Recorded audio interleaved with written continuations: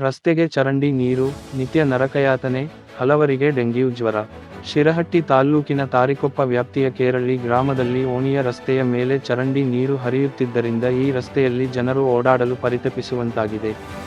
ಗೃಹ ಬಳಕೆ ಹಾಗೂ ನಲ್ಲಿಯ ನೀರಿನಿಂದ ಪರಿಸರ ಹಾಳಾಗುತ್ತಿದೆ. ಮನೆಯ ಬಚ್ಚಲು, ನಲ್ಲಿ ನೀರು ಹಾಗೂ ಮಳೆಯ ನೀರು ಸಲೀಸಾಗಿ ಹರಿದು ಹೋಗಲು ಚರಂಡಿ ವ್ಯವಸ್ಥೆ ಇಲ್ಲದೇ ಇರುವುದರಿಂದ ಕೊಳಚೆ ನೀರು ರಸ್ತೆಗೆ ಹರಿದು ಸಮಸ್ಯೆ ಉದ್ಭವಿಸಿದೆ.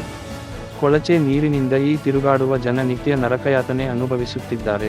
ಜೊತೆಗೆ ಡೆಂಗ್ಯೂ ಜ್ವರವೂ ಹಲವರಲ್ಲಿ ಕಾಣಿಸಿಕೊಂಡಿದೆ. ಈ ಬಗ್ಗೆ ಸ್ಥಳೀಯ ಗ್ರಾಮ ಪಂಚಾಯಿತಿ ಹಾಗೂ ಶಿರಹಟ್ಟಿ ತಾಲ್ಲೂಕು ಪಂಚಾಯಿತಿಗೆ ಸಾಕಷ್ಟು ಸಲ ಮೌಖಿಕ ದೂರು ನೀಡಿದರೂ ಇದುವರೆಗೆ ಯಾವುದೇ ಕ್ರಮ ಕೈಗೊಂಡಿಲ್ಲ ಎಂದು ಆಕ್ರೋಶ ವ್ಯಕ್ತಪಡಿಸುತ್ತಾರೆ ಸ್ಥಳೀಯ ನಿವಾಸಿಗಳು.